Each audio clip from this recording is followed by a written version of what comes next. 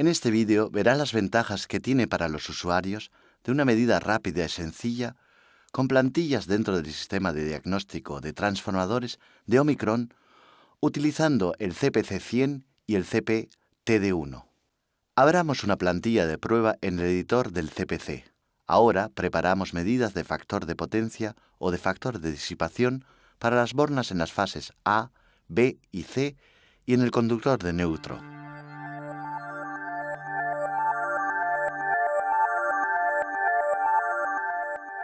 Ajustamos las medidas dependientes de la tensión para la fase A la frecuencia del sistema eléctrico.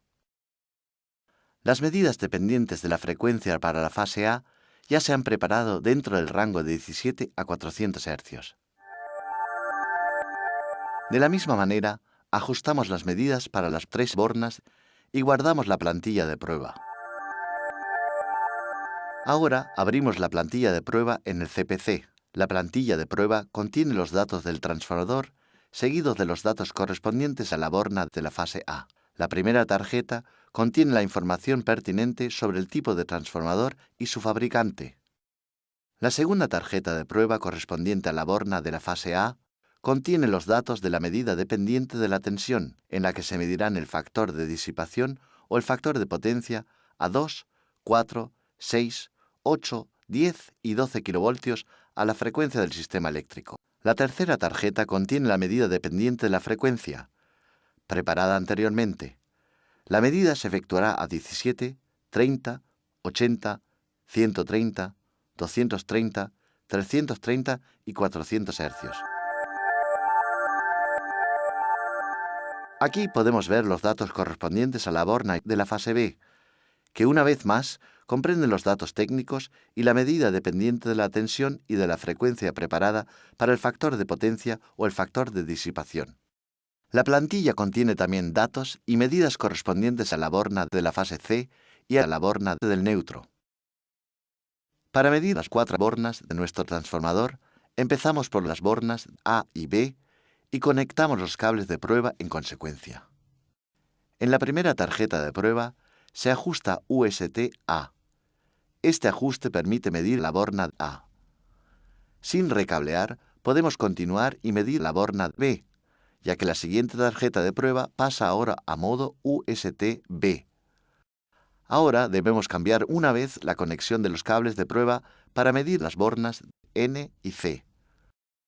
Con modo UST-B ajustado en la tarjeta de prueba, ahora los cables de prueba se conectan a la borna N. La siguiente tarjeta de prueba utiliza el modo UST-A para conectar con la borna C, una vez más sin necesidad de recablear.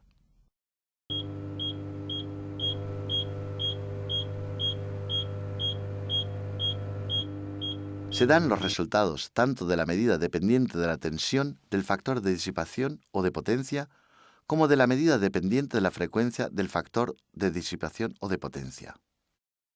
A continuación, esto se repite con las bornas de la fase B, de la fase C y del conductor de neutro. Todos los resultados de las medidas y los datos del equipo en prueba se guardan en formato XML, que posibilita una transferencia sencilla a aplicaciones de base de datos y un ulterior procesamiento de los datos en un PC. El cargador de archivos Excel de Omicron hace posible representar gráficamente los datos en Microsoft Excel. En la vista general vemos los datos del transformador a la izquierda y junto a ellos los datos técnicos de las bornas correspondientes a las tres fases y al conductor de neutro. Aquí vemos los resultados de capacitancia y factor de potencia o de disipación a la frecuencia del sistema eléctrico, que muestran la relación entre el factor de potencia o de disipación y la capacitancia y el voltaje, más la dependencia entre el factor de potencia o de disipación y la frecuencia.